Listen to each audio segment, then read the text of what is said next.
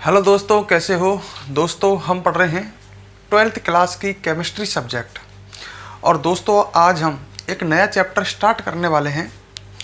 हम स्टार्ट करने वाले हैं चैप्टर नंबर 11,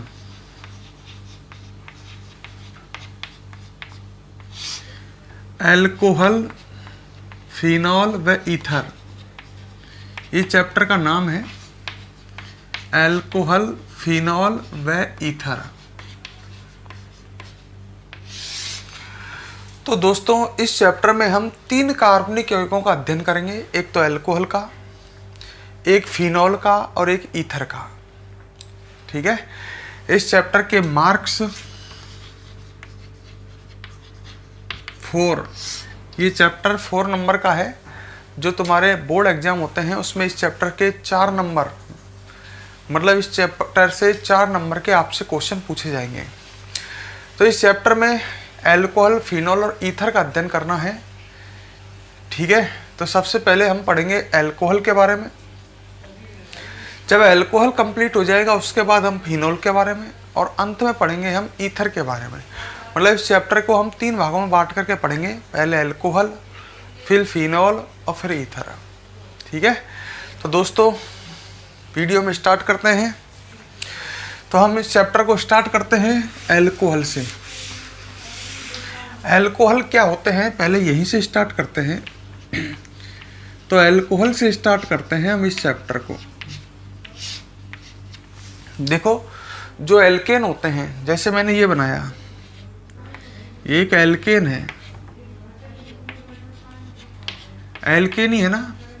एल्केन हाइड्रोकार्बन होते हैं, कार्बन और हाइड्रोजन से बने होते हैं। एल्केनों में कार्बन परमाणुओं के बीच में एकल बंध होता है। ठीक है। अच्छा, एल्केन में जो हाइड्रोजन समूह है, इसमें हाइड्रोजन समूह आप देख सकते हो 3, 2, 5 और 8 हाइड्रोजन है। एल्केन के हाइड्रोजन समूह का प्रतिस्थापन, जैसे इसमें से एक H हटा करके मैंने OH लगा दिया, तो एल्केन के हाइड्रोजन समूहों का प्रतिस्थापन OH समूह द्वारा करने पर, मतलब हाइड्रोजन हटा करके OH समूह लगाने पर एल्कोहल का निर्माण होता है। क्लियर ये बात? सिंपल सी बात है। एल्केन में उपस्थित हाइड्रोजन समूहों का प्रतिस्थापन OH समूह द्वारा करने पर क्या बन जाता है? एल्कोहल। ठीक है। अच्छा, मैंने एक OH समूह लगाया। अब मैं मान लो इसमें से एक हाइड्रोजन का और प्रतिस्थापन कर रहा हूं, तो ये भी एल्कोहल ही है ना। इसमें से एक हाइड्रोजन का प्रतिस्थापन और कर दूं OH से, तो भी एल्कोहल ही है। मतलब एल्केन में उपस्थित हाइड्रोजन समूहों का प्रतिस्थापन OH समूह द्वारा करने पर एल्कोहल का निर्माण होता है। ठीक है। अच्छा, यदि एल्केन से एक हाइड्रोजन समूह का प्रतिस्थापन OH समूह द्वारा कर दिया जाए तो ये बनेगा मोनोहाइड्रिक एल्कोहल।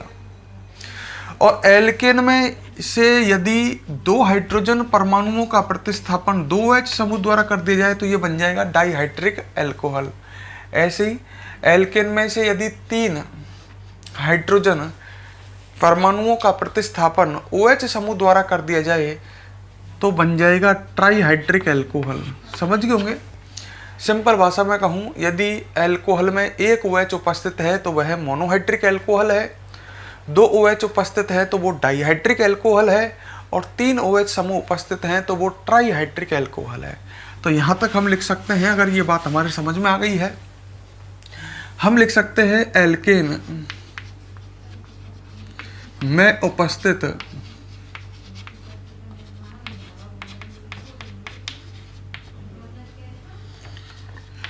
हाइड्रोजन समूहों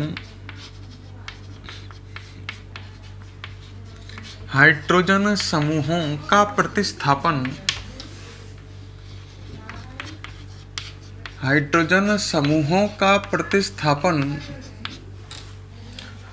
OH समूह द्वारा करने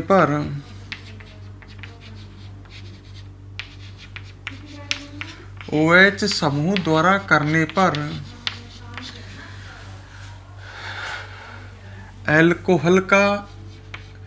एल्कोहल निर्मित होता है।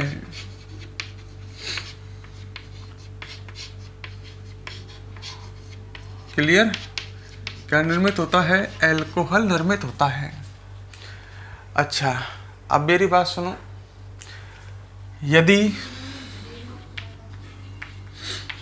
एल्केन से क्रमशः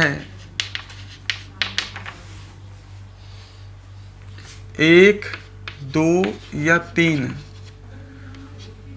हाइड्रोजन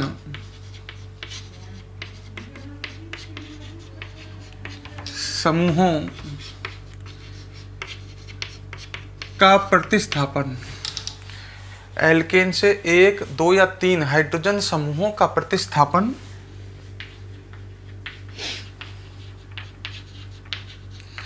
OH समूह द्वारा करते हैं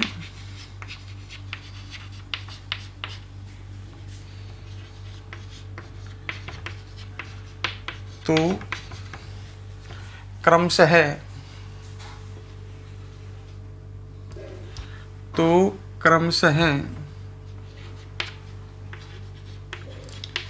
कौन कौन से एल्कोहल बनेंगे? अगर एल्केन से 1 हाइड्रोजन का आपने प्रतिस्थापन किया तो मोनोहाइड्रिक, तो क्रमशः मोनो, 2 हाइड्रोजनों का प्रतिस्थापन किया डाई, व ट्राईहाइड्रिक एल्कोहल बनते हैं।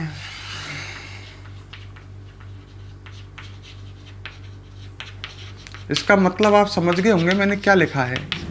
मैं नीचे और स्पष्ट कर देता हूं। जैसे मैंने ये एल्कोहल बनाया CH3CH2OH, इसमें एल्केन से 1 हाइड्रोजन समूह का प्रतिस्थापन OH समूह द्वारा किया गया है, क्योंकि इसमें एक ही OH है इसलिए। तो ये कहलाएगा मोनोहाइड्रिक एल्कोहल।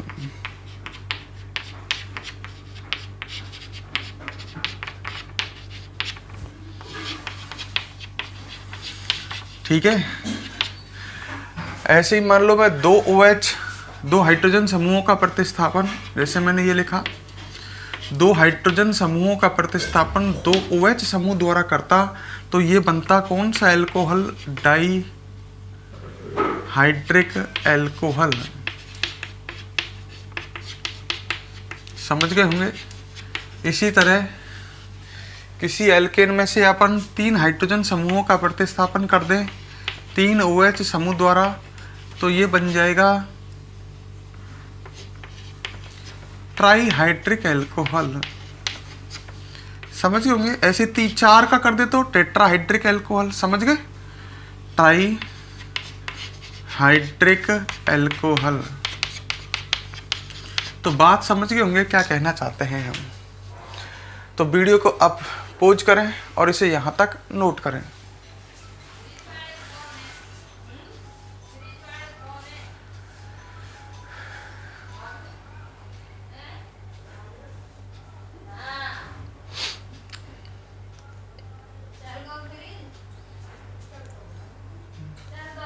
ठीक है।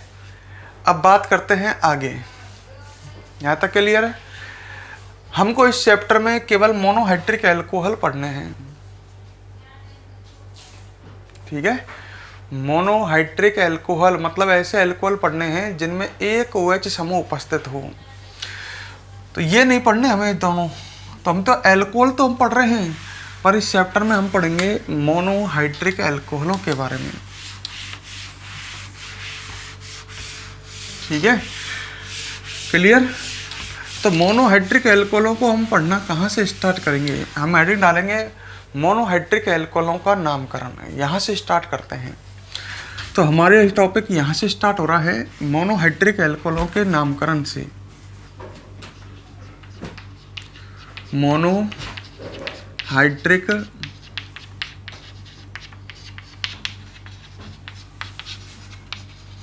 एल्कोहलों का नामकरण।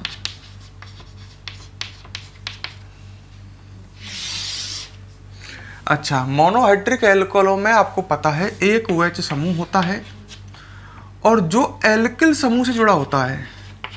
भाई एल्केन में से आपने H हटा करके OH जोड़ा है, तो एल्केन में से H हटा तो ये एल्किल समूह ही तो हुआ। तो मोनोहाइड्रिक एल्किल समूह को हम R से प्रदर्शित करते हैं। तो मोनोहाइड्रिक एल्कोहल जो होते हैं इन्हें एल्किल एल्कोहल भी कहते हैं। बात को ढंग से सुनना। मोनोहाइड्रिक एल्कोहलों में OH समूह एल्किल समूह से जुड़ा होता है, अतः मोनोहाइड्रिक एल्कोहलों को एल्किल एल्कोहल भी कहते हैं। इन्हें ROH से प्रदर्शित करते हैं। इनमें एक OH होगा और एल्किल समूह से जुड़ा होगा। तो कोई पूछ ले मोनोहाइड्रिक एल्कोहलों को किस तरह से प्रदर्शित करते हैं, तो आप कहोगे ROH से। ठीक है, तो हम लिख सकते हैं इस बात को,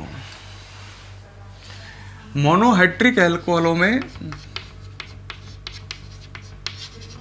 बात को समझ के पढ़ो भाई, मोनोहाइड्रिक एल्कोहलों में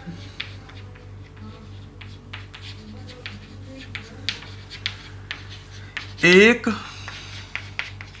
OH समूह होता है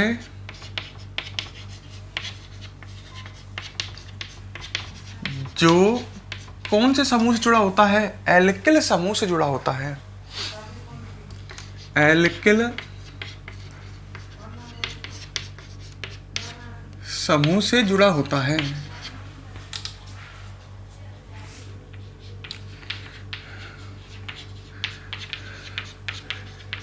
तो अब हम मोनोहाइड्रिक एल्कोहल को क्या भी बोलते हैं, एल्किल एल्कोहल। मैं आगे मोनोहाइड्रिक एल्कोहल ना बोल करके इन्हें क्या बोलूंगा, एल्किल एल्कोहल।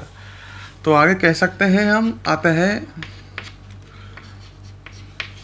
मोनोहाइड्रिक एल्कोहलों को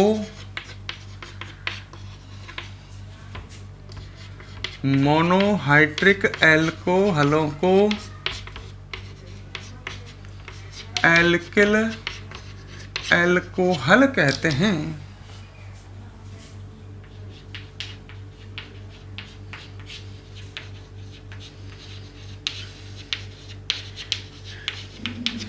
क्या कहते हैं, एल्किल एल्कोहल कहते हैं। क्लियर। अच्छा, आगे कह सकते हैं इन्हें ROH से प्रदर्शित करते हैं।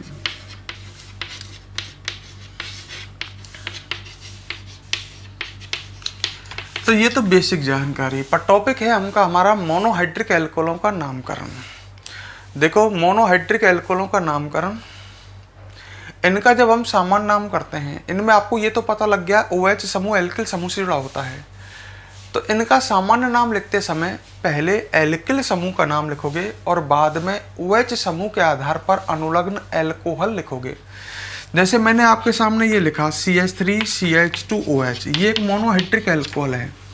अब इसको आपको सामान्य नाम लिखना है, तो ये OH से जुड़ा समूह एल्किल समूह, तो पहले इसका नाम लिखना है, इसका नाम है एथिल। और फिर OH समूह के आधार पर अनुलग्न लिखोगे एल्कोहल, तो इसका नाम हो गया एथिल एल्कोहल, जो सामान्य नाम है। तो समझ गए होंगे, मोनोहाइड्रिक एल्कोहलों का सामान्य नाम लिखते समय पहले एल्किल समूह का नाम तथा बाद में OH समूह के आधार पर अनुलग्न एल्कोहल लिखते हैं। क्लियर। तो हम ऐसे कैसे लिख सकते हैं, स्टार लगा के लिख देता हूं। इनका सामान्य नाम लिखते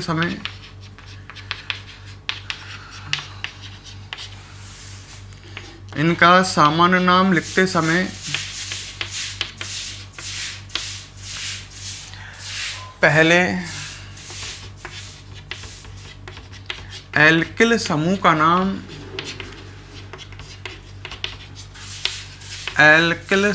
का नाम तथा बाद में अनुलग्न, कौन सा अनुलग्न, अनुलग्न बोलते हैं वे शब्द जो पीछे लिखे जाते हैं, बाद में अनुलग्न एल्कोहल लिखते हैं।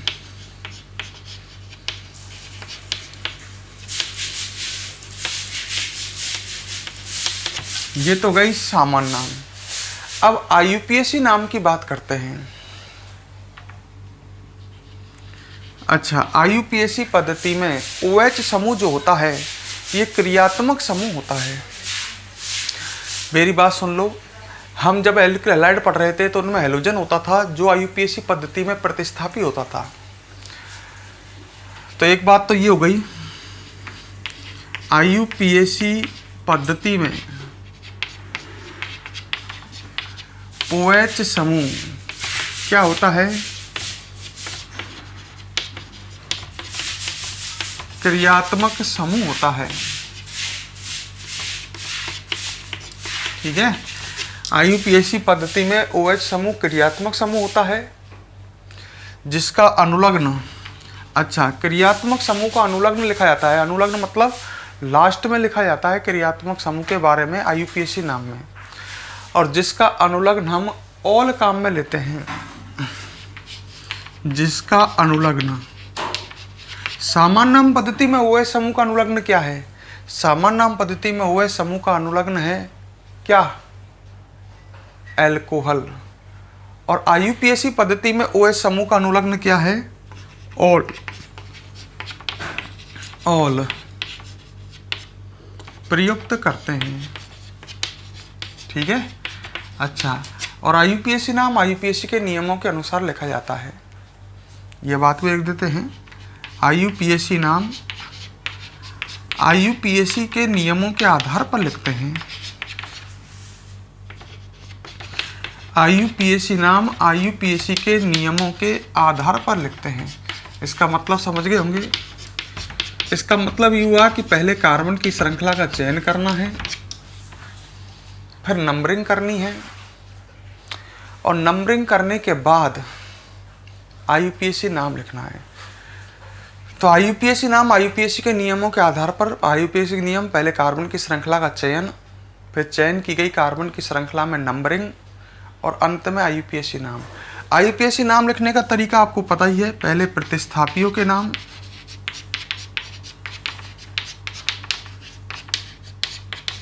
ठीक है, फिर एल्क, फिर एन। अच्छा, अंत में यहां पर क्रियात्मक समूह का अनुलग्न ऑल लगेगा। देखो, एल, जब अपन ने एल के हैलाइड का IUPAC नामकरण पढ़ा था तो वहां यही खत्म हो गया था वो एन पर। उनमें क्रियात्मक समूह नहीं होता है एल के हैलाइडों में, यहाँ क्रियात्मक समूह है। एल्कोहलों में OH क्रियात्मक समूह है, तो अंत में क्रियात्मक समूह का अनुलग्न लगेगा ऑल। तो पहले प्रतिस्थापियों का नाम है, फिर एल्क, एल्क मतलब मैथ, एथ, प्रोप, ब्यूट आदि, फिर एन, और अंत में क्रियात्मक समूह का अनुलग्न ऑल। समझ में आ जाएगा। IUPAC आपने पढ़ी है 11th में, कोई खास बात नहीं है। तो वीडियो को पॉज करके इसे भी यहाँ तक भी आप नोट करें फटाफट।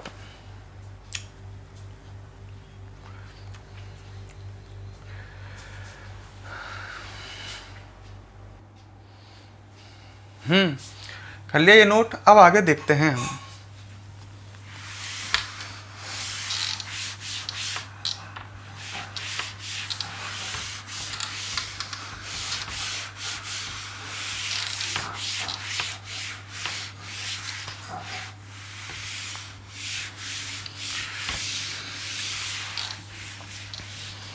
हाँ भाई, इसके बाद हम पढ़ेंगे, अब कुछ हम एग्जाम्पल भी देख लेते हैं। नामकरण पढ़ रहे हैं हम एल्किल एल्कोहलों के, तो मैं कुछ एल्किल एल्कोहल लिख रहा हूँ एग्जाम्पल डाल करके, और आपको उनके सामान्य नाम और IUPAC नाम लिखने हैं।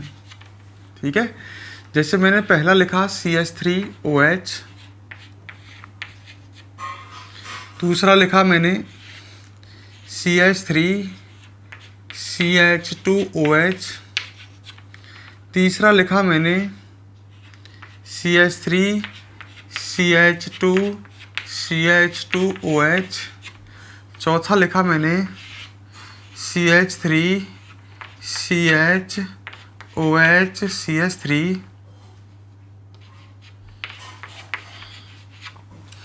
पांचवा लिखा मैंने CH3OH, ठीक है, और छठवा लिखा मैंने लास्ट में CH2OH। इन सबके आपको सामान्य नाम और IUPAC नाम दोनों लिखने हैं। वीडियो को पॉज करके स्टार्ट हो जाओ।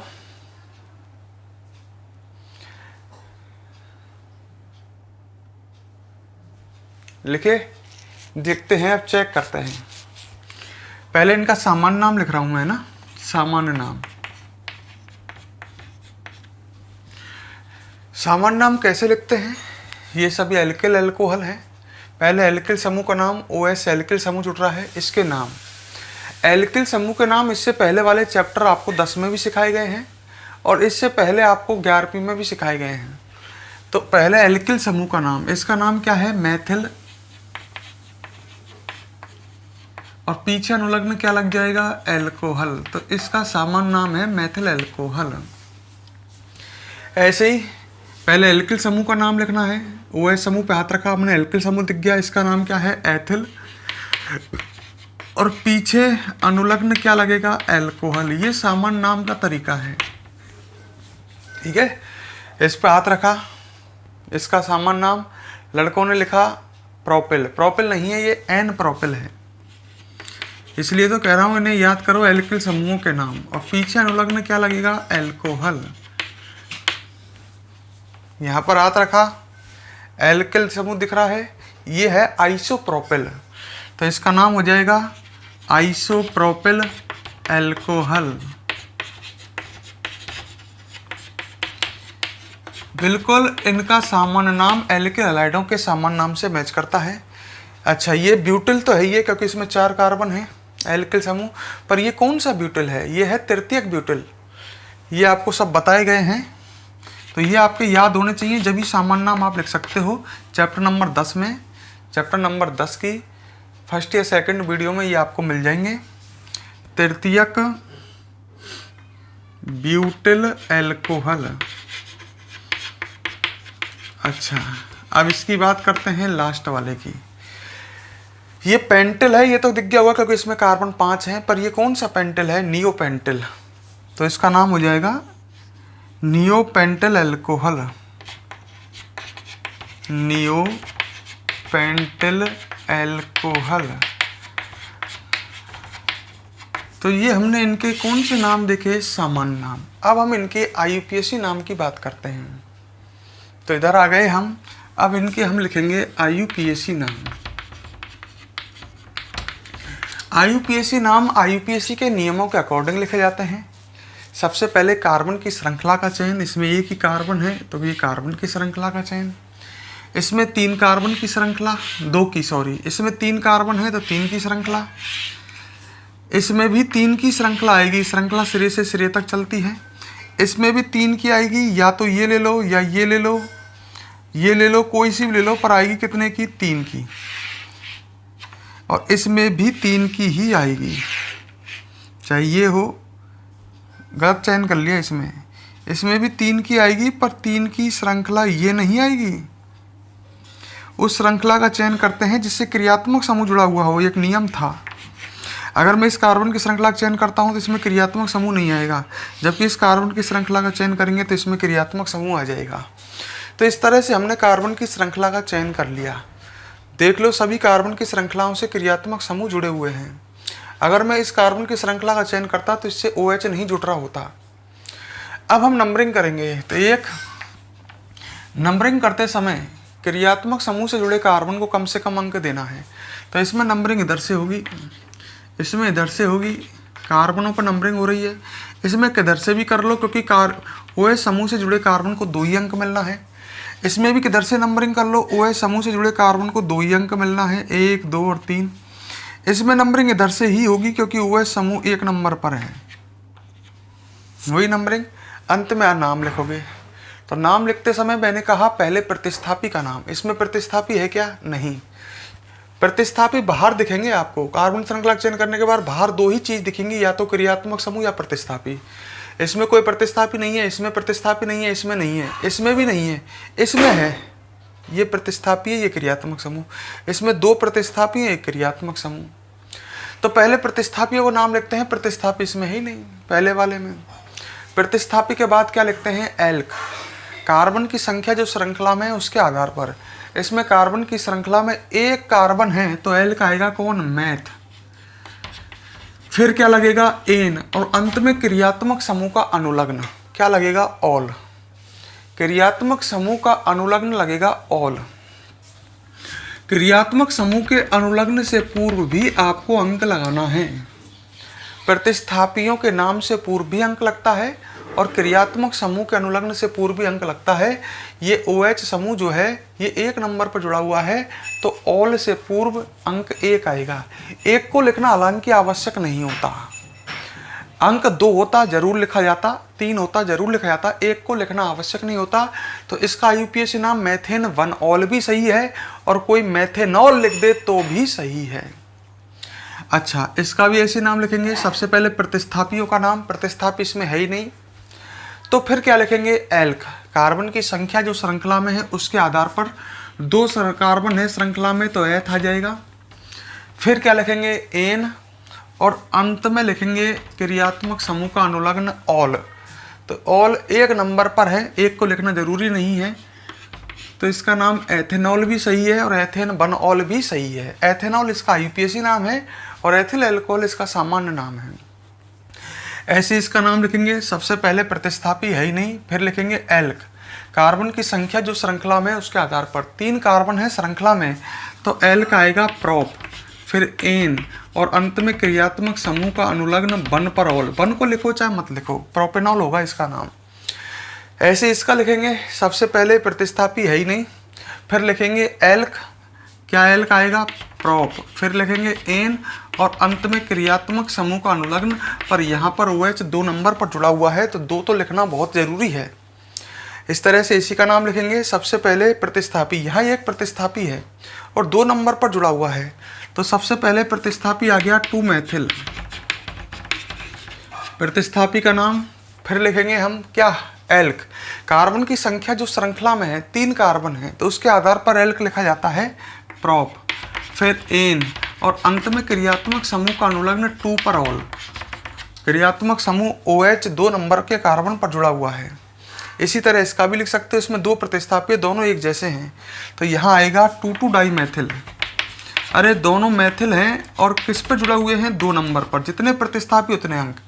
2 मैथिल हैं तो 2 ही अंक आएंगे। 2 अंक कौन से हैं? वो 2 और 2, 2,2 डाईमेथिल। फिर 3 कार्बन के लिए प्रोप,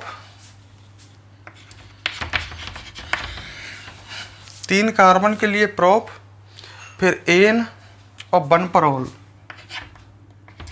1 पर ये ना ऑल, OH समूह पहले नंबर के कार्बन पर ही जुड़ा हुआ है, तो इसका नाम हो जाएगा 2,2 डाईमेथिल प्रोपेन 1 ऑल। तो इस तरह से हम सामान्य नाम और IUPAC नाम लिख सकते हैं। मैंने थोड़ा सा समझा दिया। वीडियो को पॉज करके इसे फटाफट आप नोट करें। हाँ भाई, कर लिया ये आपने नोट। अब इसके बाद पढ़ते हैं हम एल्किल एल्कोहल निर्माण की विधियाँ। तो यहाँ से चालू होता है ये चैप्टर ढंग से, तो क्योंकि अभिक्रियाएँ अब चालू होंगी। तो अभी तो हमने एल्कोहल क्या होता है, एल्किल एल्कोहल क्या होता है, एल्किल एल्कोहलों का नामकरण देखा, सामान्य नाम और IUPAC नाम। अब हम आगे पढ़ेंगे एल्किल एल्कोहल निर्माण की विधियाँ, इन्हें कैसे बना सकते हैं। ठीक है, तो हमारा पहला है, हेडिंग डालते हैं एल्किल एल्कोहल निर्माण की विधियाँ।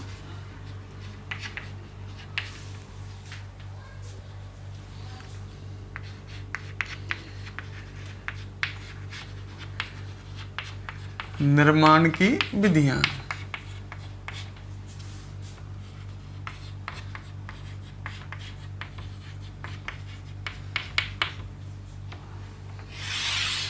एल्किल एल्कोहल निर्माण की विधियाँ, बनाने की विधियाँ।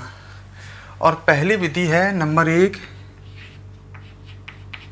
एल्कीन के, महत्वपूर्ण है, एल्कीन के अम्ल उत्प्रेरित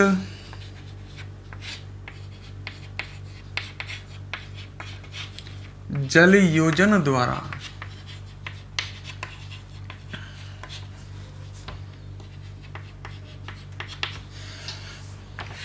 तो एल्कीन के अम्ल उत्प्रेरित जल योजन द्वारा मतलब हम एल्किल एल्कोहल निर्माण करेंगे। एल्किल एल्कोहल निर्माण की विधियां पढ़ रहे हैं और सबसे पहले हम एल्किल एल्कोहल बना रहे हैं एल्कीन से।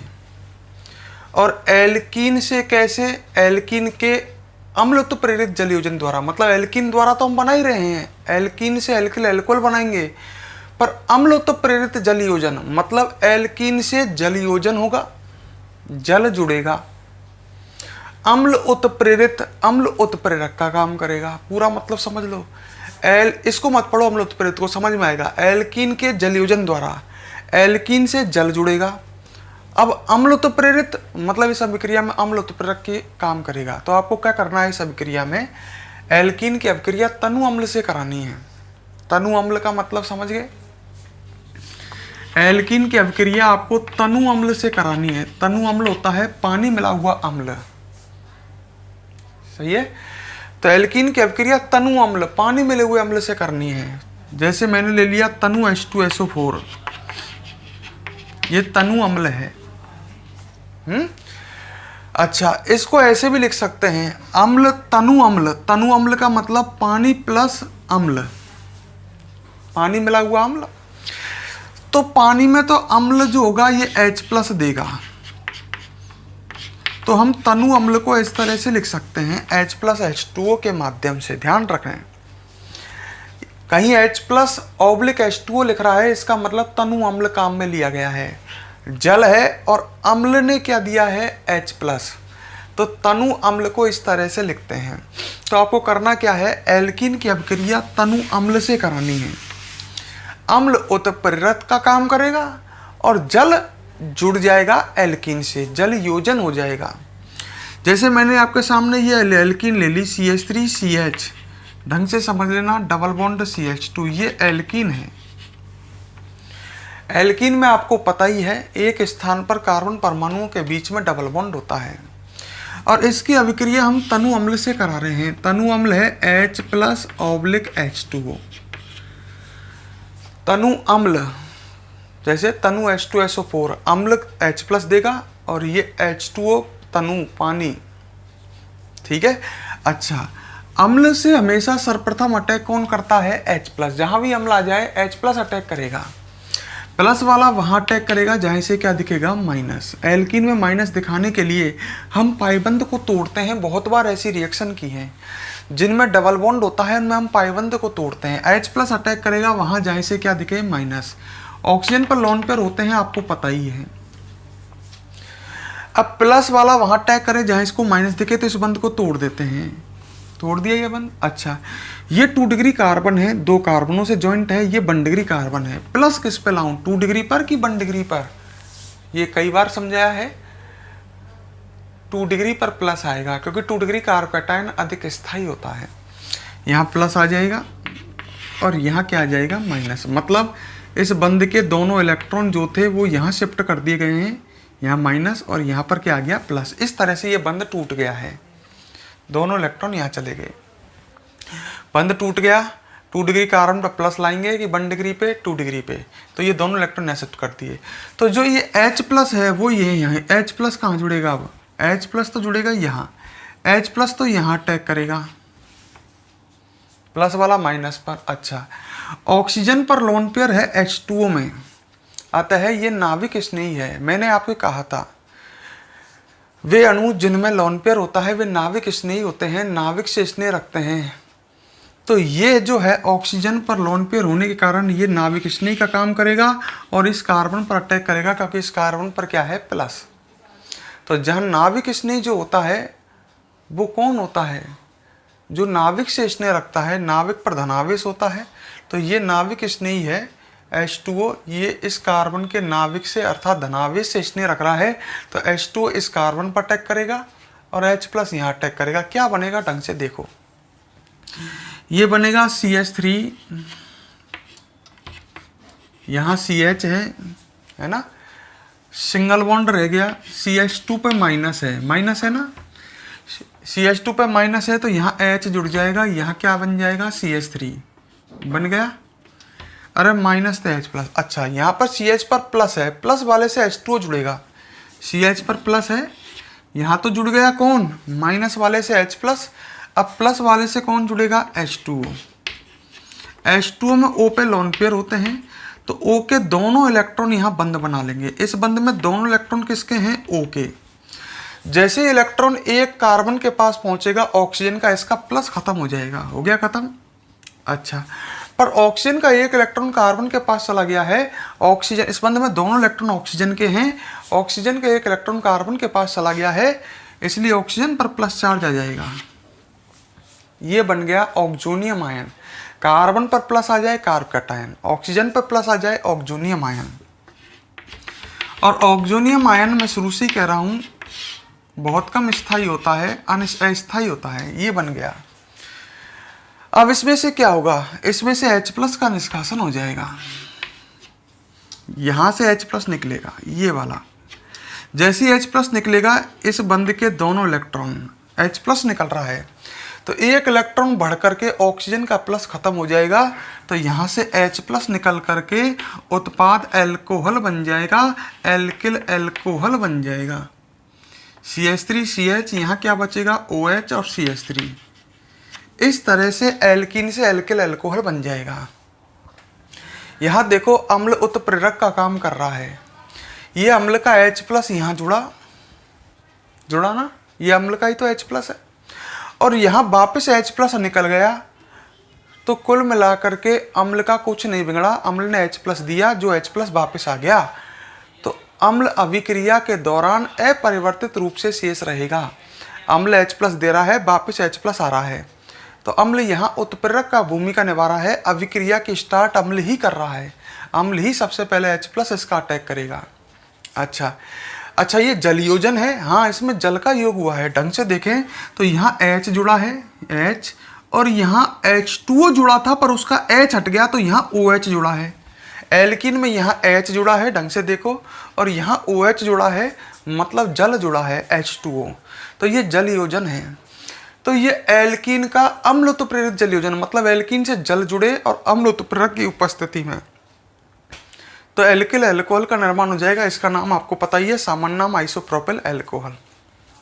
तो समझ गए होंगे मेरी बात। एल्कीन की अभिक्रिया तनु अम्ल से कराने पर, किससे कराने पर, तनु अम्ल से कराने पर उत्पाद एल्किल एल्कोहल बनता है। इस अभिक्रिया में अम्ल उत्प्रेरक का कार्य करता है। अच्छा, एक बात बताओ, यह अभिक्रिया मार्कोनिकॉफ के नियम का पालन करती है। भूल गए? मैंने पढ़ाया था चैप्टर नंबर 10 में, जब एल्कीन की अभिक्रिया हाइड्रोजन हैलाइड से कराई थी, तो हैलोजन समूह का योग एल्कीन के द्विबंध से जुड़े उस कार्बन से होता था जिस पर हाइड्रोजन क्या हो कम। एल्कीन की अभिक्रिया जब हाइड्रोजन हैलाइड से कराई थी, तो हैलोजन समूह का योग एल्कीन के द्विबंध से जुड़े उस कार्बन पर होता है। इस कार्बन पर हाइड्रोजन एक है, जिस पर हाइड्रोजन कम होते हैं। यहाँ पर भी तो OH समूह का योग एल्कीन के द्विबंध से जुड़े उस कार्बन पर हो रहा है जिस पर हाइड्रोजन कम है, तो यहाँ भी हम कहेंगे मार्कोनिकॉफ के नियम का पालन होता है। एल्कीन की अभिक्रियाओं में मार्कोनिकॉफ चलता है, चाहे एल्कीन की अभिक्रिया हाइड्रोजन हैलाइड से हो, चाहे एल्कीन की अभिक्रिया तनु अम्ल से हो, मार्कोनिकॉफ का नियम चलता है। मतलब मार्कोनिकॉफ या एंटी मार्कोनिकॉफ के नियम चलते हैं एल्कीन की अभिक्रियाओं के।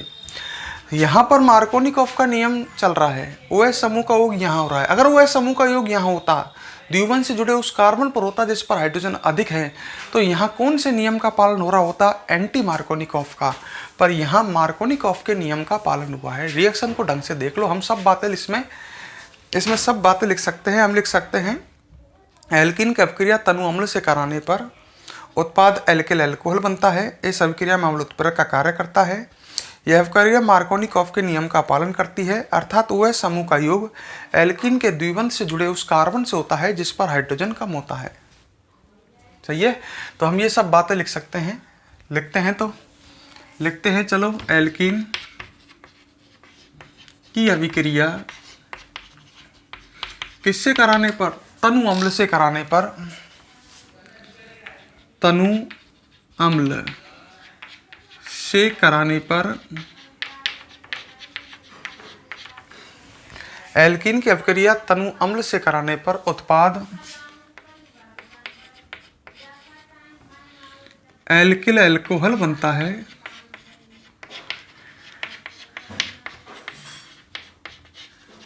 एल्किल एल्कोहल बनता है।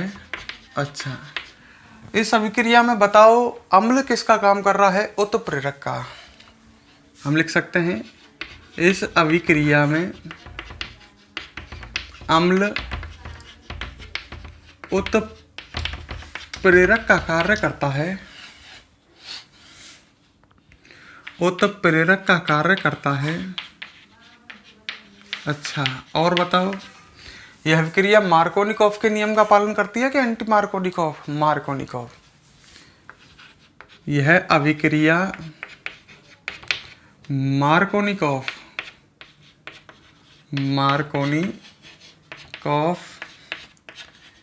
के नियम का पालन करती है।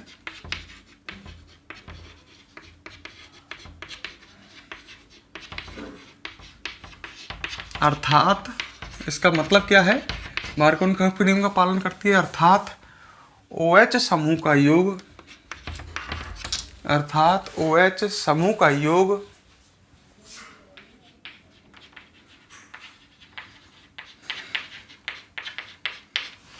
एल्कीन के, आप डायरेक्ट कर सकते हैं, यहाँ H जुड़ेगा, यहाँ H2 जुड़ेगा, फिर इसमें से H हट करके OH रह जाएगा यहाँ पर, है ना। एल्कीन आता है अर्थात OH समूह का योग एल्कीन के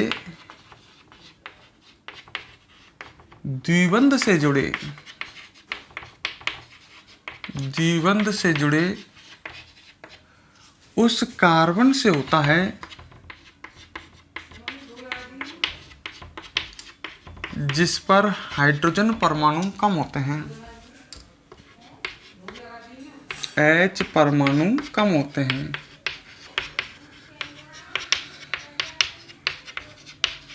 तो यहाँ मार्कोनिकॉफ के नियम का पालन चल रहा है। तो एल्कीन की अभिक्रिया तनु अम्ल से कराने पर उत्पाद एल्किल अल्कोहल बन जाता है। तो ये एल्कीन से एल्किल अल्कोहल बनाने की विधि है। ठीक है, वीडियो को पॉज करो और इसे ऐसे कि ऐसे ही आप नोट करो।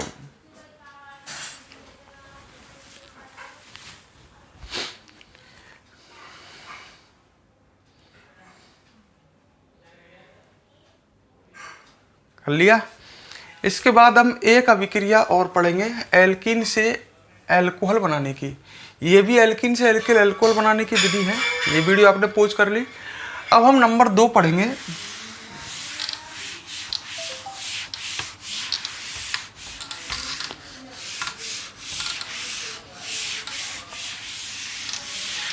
नंबर 2 पढ़ेंगे एल्कीन के हाइड्रोबोरोनन द्वारा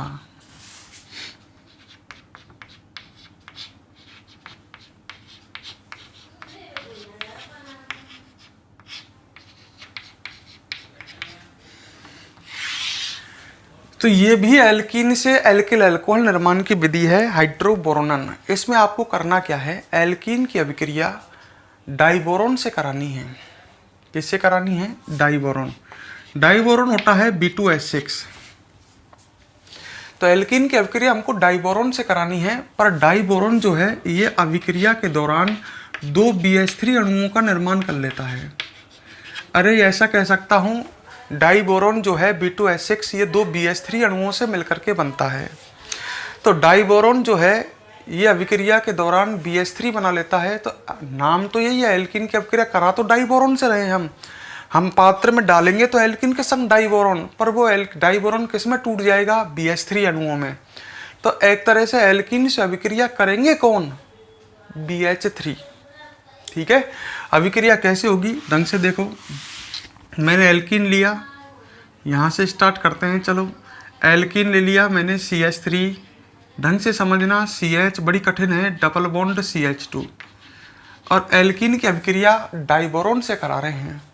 डाइबोरोन तो नाम है, पात्र में तो डाइबोरोन डाला है, पर हकीकत में अभिक्रिया कौन करेंगे? BH3। BH3 को ऐसे लिख देता हूँ, कोई समस्या है क्या? ठीक है, डाइबोरोन से BH3 अणु आते हैं, वो एल्कीन से अभिक्रिया करते हैं। बोरोन और हाइड्रोजन में हाइड्रोजन की विद्युलता अधिक होती है, तो ये बंध टूटता है इस तरह से, H- आता है और B पर प्लस आता है। देख लेना ढंग से, आज तक तुम H+ निकालते आए हैं, पर यहाँ पर BH3 से H- निकलेगा। अच्छा, इसमें भी बंध तोड़ने होंगे हमको। प्लस वाला अटैक करेगा माइनस पर, माइनस वाला अटैक करेगा प्लस पर इसमें बंध तोड़ना है। तो वही पाइबंद तोड़ेंगे। ये 2 डिग्री कार्बन है, ये 1 डिग्री, प्लस इस पर लाओगे 2 डिग्री पर, इस पर आएगा माइनस। अब प्लस वाले से माइनस जोड़ दो, माइनस वाले से प्लस जोड़ दो, तो H प्लस H माइनस यहाँ जुड़ेगा, ढंग से देखना, और BH2 पे प्लस है वो यहाँ जुड़ेगा। तो जोड़ते हैं, क्या बनता है, क्या बनेगा, CH3, ठीक है, CH,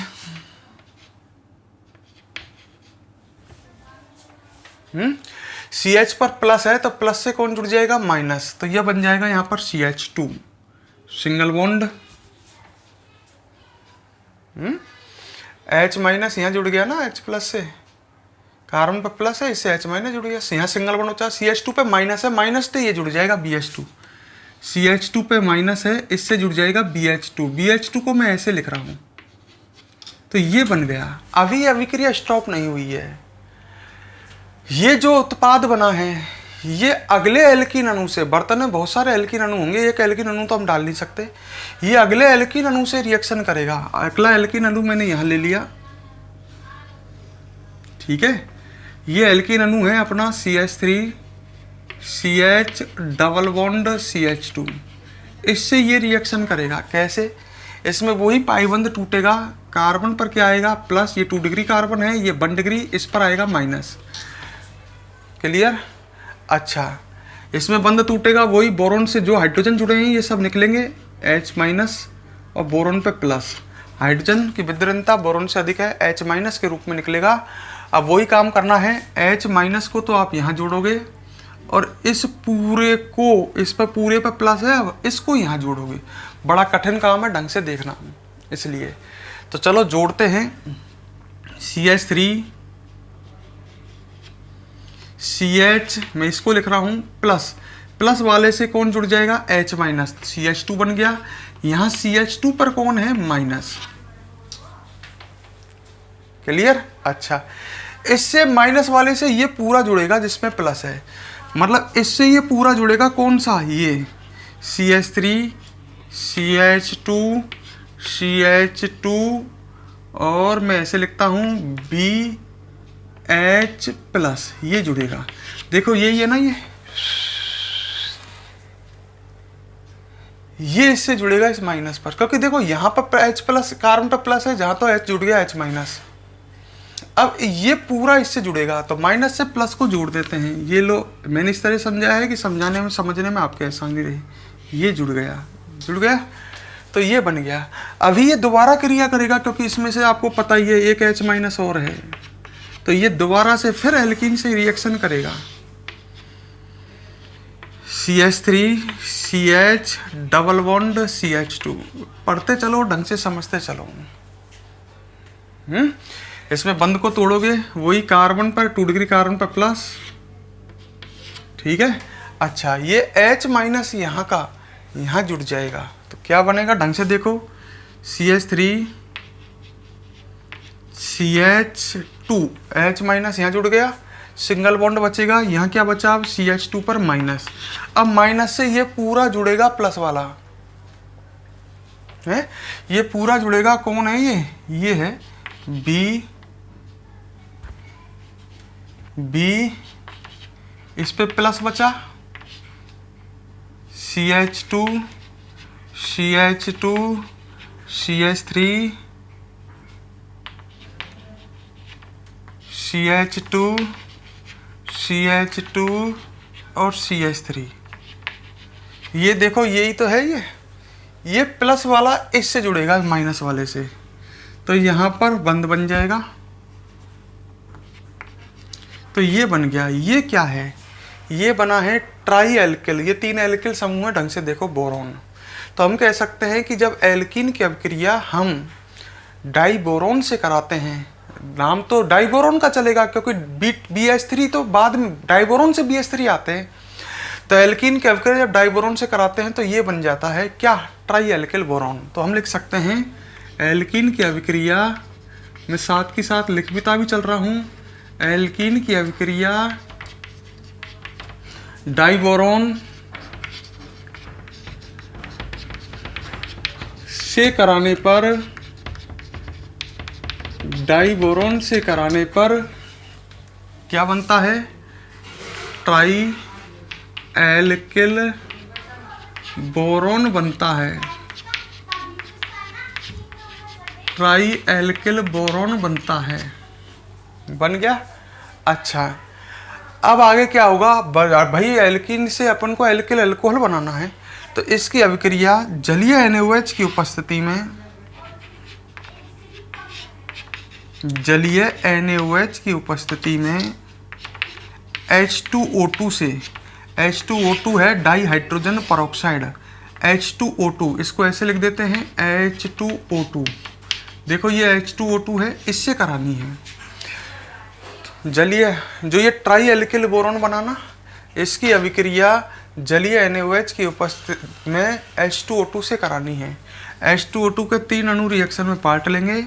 अब देखो ये तीनों बंध टूट गए, तो इससे 3 OH जुड़ जाएंगे इधर, इधर देखो इधर, तो क्या उत्पाद बन जाएगा, मैं इसको इसे लाके इधर कर देता हूँ। तो उत्पाद बन जाएगा, 3 अणु बन जाएंगे CH3 CH2 CH2OH के, ये 3 अणु बन जाएंगे। 3 OH जुड़ गए ना, सबसे एक एक OH। अच्छा, एक ये भी तो बनेगा, 3 OH बच रहे हैं और एक B बच रहा है, 3 OH बच रहे हैं तो H3, अरे 3H BO3, H3BO3 नहीं बनेगा क्या, 3H है ना, H3BO3, इसको बोलते हैं ऑर्थोबोरिक अम्ल। तो आप ढंग से देखोगे तो एल्किल अल्कोहल बन चुके हैं, ये बन गए एल्किल अल्कोहल। ठीक है। अच्छा, इस अभिक्रिया में एक बात देखो आप, मार्कोनिकॉफ का नियम चला है कि एंटी मार्कोनिकॉफ का नियम चला है। तो दोस्तों आप बारीकी से समझोगे तो इस अभिक्रिया में एंटी मार्कोनिकॉफ के नियम का पालन हुआ है। क्यों? देखो, एल्कीन से एल्किल अल्कोहल बना है और OH समूह इस कार्बन से जुड़ा है, OH समूह इस कार्बन से जुड़ा है, मतलब एल्कीन के द्विबंध से जुड़े उस कार्बन से जुड़ा है जिस पर हाइड्रोजन अधिक हैं। तो यहाँ एंटी मार्कोनिकॉफ के नियम का पालन हुआ है। तो हम लिख सकते हैं, यहाँ तक तो हम लिख चुके हैं कि ट्राई एल्किल बोरोन बनता है, यह जलीय NaOH की उपस्थिति में, जलीय NaOH की उपस्थिति में किससे क्रिया करके, H2O2 से अभिक्रिया करके, hydrogen peroxide, di hydrogen peroxide, H2O2 से अभिक्रिया करके उत्पाद क्या बनाता है, उत्पाद एल्किल अल्कोहल बनाता है, उत्पाद एल्किल अल्कोहल। और एक चीज और बनती है ना, ये जो है ट्राई एल्किल बोरोन जलीय NaOH की उपस्थिति में H2O2 से अभिक्रिया करके उत्पाद एल्किल अल्कोहल व ऑर्थोबोरिक अम्ल बनाता है, ऑर्थोबोरिक अम्ल बनाता है।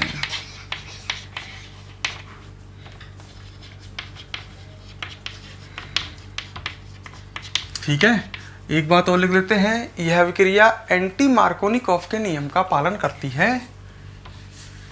यह अभिक्रिया एंटी मार्कोनिक, क्योंकि देखो समझ लो, OH समूह का योग एल्कीन के द्विबंध जुड़े उस कार्बन पर हुआ जिस पर हाइड्रोजन अधिक हैं, तो मार्कोनिकॉफ के नियम का पालन नहीं हुआ। एल्कीन की अभिक्रियाओं में चलते हैं ये मार्कोनिकॉफ और एंटी मार्कोनिकॉफ के नियम।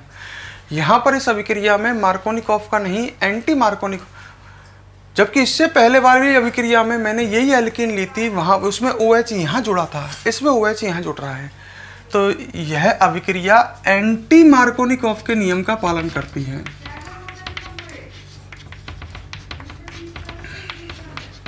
एंटी मार्कोनिकॉफ के नियम का पालन करती है। ठीक है, तो यह अभिक्रिया कौन से नियम का पालन करती है दोस्तों? एंटी मार्कोनिकॉफ के नियम का पालन करती है।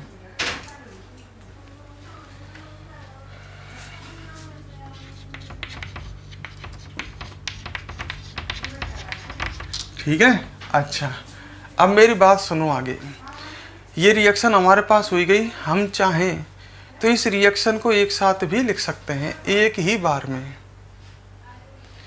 ठीक है, कैसे लिख सकते हैं बताओ? इसमें कुल कितनी एल्कीन? अच्छा, मैं ऐसे लिख सकता हूँ, एल्कीन की अभिक्रिया, चलो छोड़ो यार, इतना दिमाग नहीं लगाते हैं, ये अभिक्रिया आपको समझ में आ गई होगी। तो इस तरह से एल्कीन से हम एल्किल अल्कोहल का क्या कर सकते हैं, निर्माण। वीडियो को पॉज करें और इसे कंप्लीट यहाँ तक नोट करें।